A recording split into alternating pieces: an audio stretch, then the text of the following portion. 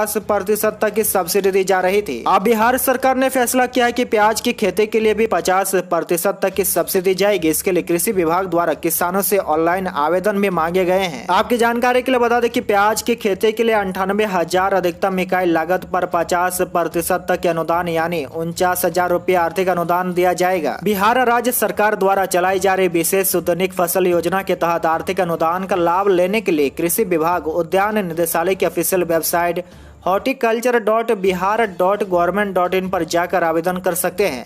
अधिक जानकारी के लिए नजदीकी जिले में सहायक निदेशक उद्यान से संपर्क करके भी आर्थिक अनुदान का फायदा ले सकते हैं।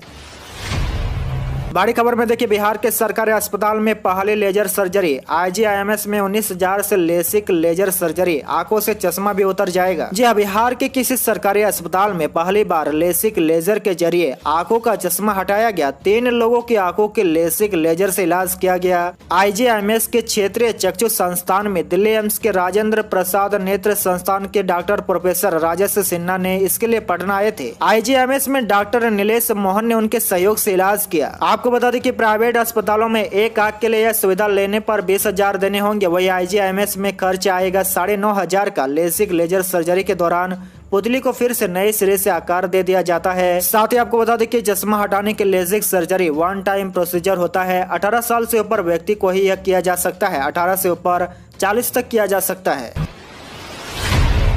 बड़ी खबर में देखिए, RJD में शामिल हो सकते हैं अभिनेता मनोज बाजपेयी। पटना में लालू और तेजस्वी से की मुलाकात। भोजपुरी में हुई बात, लालू ने तबेला भी दिखाया। जी हाँ, बॉलीवुड अभिनेता और बिहार से ताल्लुक रखने वाले मनोज बाजपेयी ने लालू यादव से मुलाकात की है। मनोज बाजपेयी शनिवार को पटना पहुंचे तो देर रात पूर्व मुख्यमंत्री राबड़ी देवी के आवास पर लालू यादव से मिलने पहुंचे।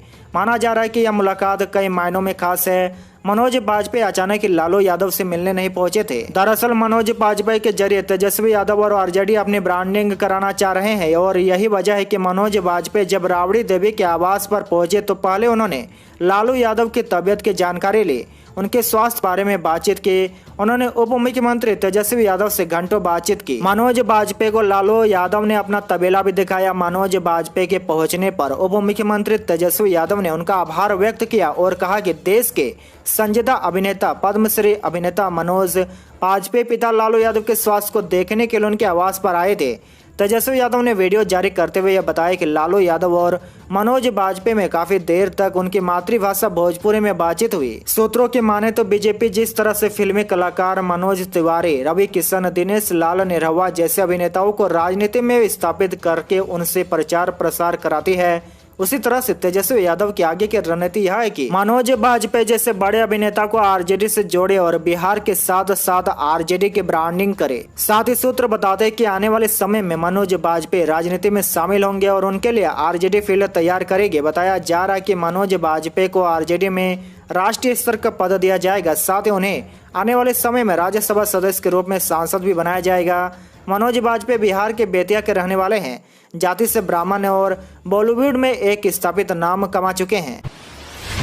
बड़ी खबर में देखिए, रेप के आरोप पर हम के प्रवक्ता ने दिया इस्तीफा। मांझी के बेटे ने कहा जांच के बाद दानिश पर पार्टी लेगी निर्णय, जांच जारी है। जी हाँ, रेप के आरोप लगने के एक दिन बाद रविवार को हिंदुस्तान आवाम मोर्चा के प्रवक्ता दानिश रिजवान ने अपने पद से इस्तीफा दे दिया है। पार्टी राष्ट्रीय अध्यक्ष व पूर्व CM जीतनराम मांझी के बेटे संतोष सुमन ने इसकी पुष्टि की है। हालांकि अभी तक उनका इस्तीफा स्वीकार नहीं किया गया है। राष्ट्रीय अध्यक्ष और मंत्री संतोष कुमार सुमन ने रविवार को कहा कि दानिश रिजवान ने फिलहाल पार्टी के पद से इस्तीफा दे दिया है। अभी इस्तीफा स्वीकार नहीं किया गया है।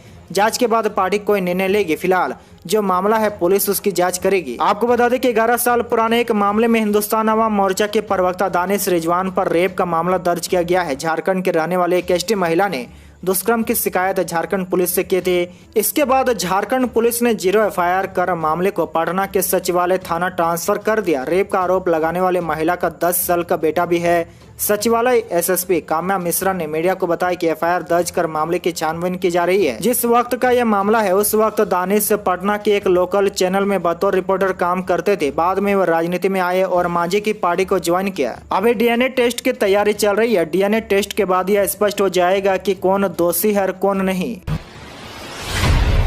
बड़ी खबर में देखिए, बेगूसराय को गोलियों से दहलाने वालों में से 2 नाबालिग, 4 आरोपी में 2 इंटर के छात्र, कोई इकलौती संतान तो कोई गर्लफ्रेंड को मैसेज कर पकड़ाया। जी हाँ, बेगूसराय में 13 सितंबर की शाम हाईवे गोलीकांड में पुलिस ने 4 आरोपियों को गिरफ्तार किया है। आरोपियों ने नेशनल हाईवे पर 11 लोगों को गोली मारी थी। चारों आरोपियों में से 2 नाबालिग है और 2 बालिग है। इनमें से 2 आरोपी तो इंटर के छात्र है, वहीं चारों के पिता किसान है। पहला आरोपी जमरा निवासी 17 साल का आरोपी नाबालिग महात्मा गांधी उच्च माध्यमिक स्कूल बिहाटा में इंटरमीडिएट आर्ट्स का छात्र है। 2021 में उसने मैट्रिक दिया था।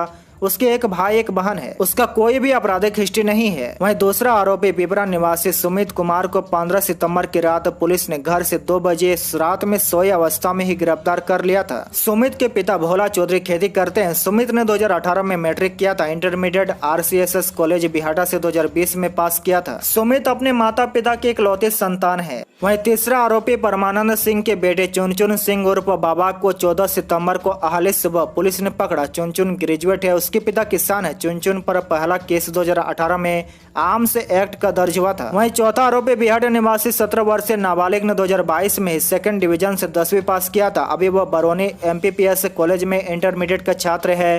वो चाय में तीसरे नंबर पर है। उसकी एक बहन भी है। जनवरी 2020 में नाबालिग को घर से आर्म्स के साथ पुलिस ने पकड़ा था। बड़ी खबर में देखिए, बिहार में कोचिंग संस्थान से लेकर कारोबारियों के ठिकाने पर सेल टैक्स के रेड, करोड़ों की चोरी का हुआ खुलासा। जी हाँ, कोचिंग संस्थान भी टैक्स नहीं चुका रहे हैं। पटना के एक जाने माने कोचिंग संस्थान के यहाँ 600 से अधिक छात्र पढ़ते हैं, लेकिन GST जमा नहीं करते हैं। वाणिज्य कर विभाग के पदाधिकारियों ने संस्थान के शहर में मौजूद 3 केंद्रों पर एक साथ शनिवार को छापेमारी की गई। जांच की यह प्रक्रिया रविवार तक चली।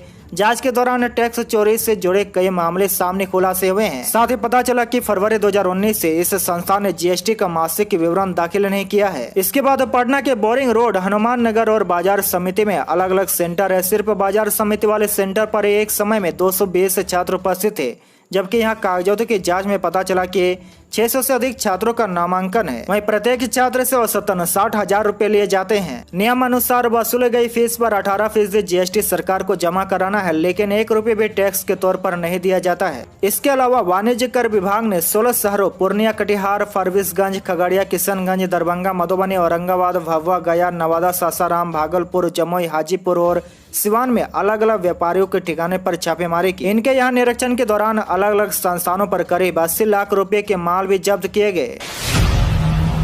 बड़ी खबर में देखिए, JDU को फिर से लगा बड़ा झटका। दादर नगर हवेली की पूरी इकाई का बीजेपी में विलय। जी हाँ, इस वक्त की बड़ी खबर देश के राजनीतिक गलियारे से आ रही है। नीतीश कुमार की पार्टी JDU को एक बार फिर से बीजेपी ने बड़ा झटका दे दिया है। दादर नगर हवेली की पूरी इकाई का बीजेपी में विलय हो गया है। बीजेपी के राष्ट्रीय अध्यक्ष JP नड्डा की मौजूदगी में JDU की इकाई का बीजेपी में विलय हुआ है। इसके पहले पिछले दिनों दमन दीव में JDU को बड़ा झटका लगा था। प्रदेश से JDU यूनिट के 17 में से 15 सदस्य बीजेपी में शामिल हो गए थे।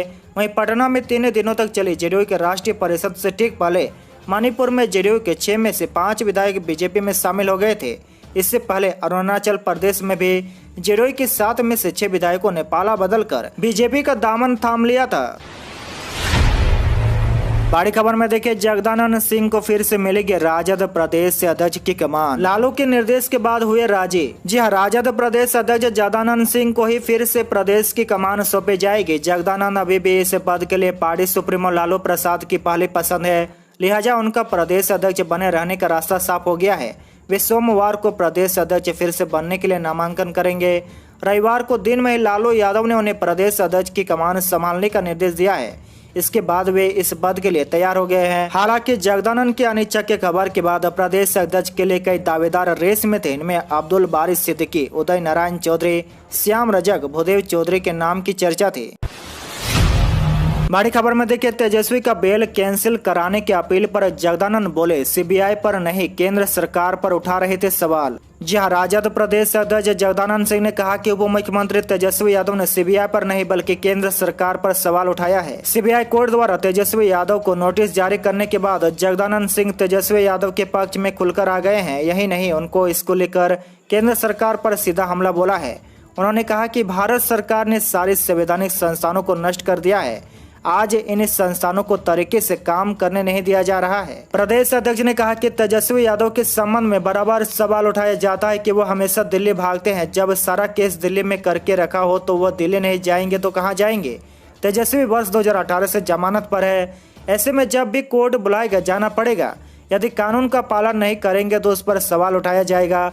लेकिन तेजस्वी यादव ने तो हमेशा कानून का पालन किया है। गौरतलब है कि सीबीआई ने IRCTC घोटाले में उप मुख्यमंत्री तेजस्वी यादव को मिली जमानत को रद्द करने के लिए कोर्ट का दरवाजा खटखटाया है। सीबीआई की अर्जी पर दिल्ली की एक अदालत द्वारा तेजस्वी यादव को नोटिस जारी किया गया है। कोर्ट ने जवाब देने के लिए 28 सितंबर तक का वक्त दिया है। सूत्रों के मुताबिक पिछले महीने तेजस्वी यादव द्वारा सीबीआई के अधिकारियों को धमकी दिए जाने की जमानत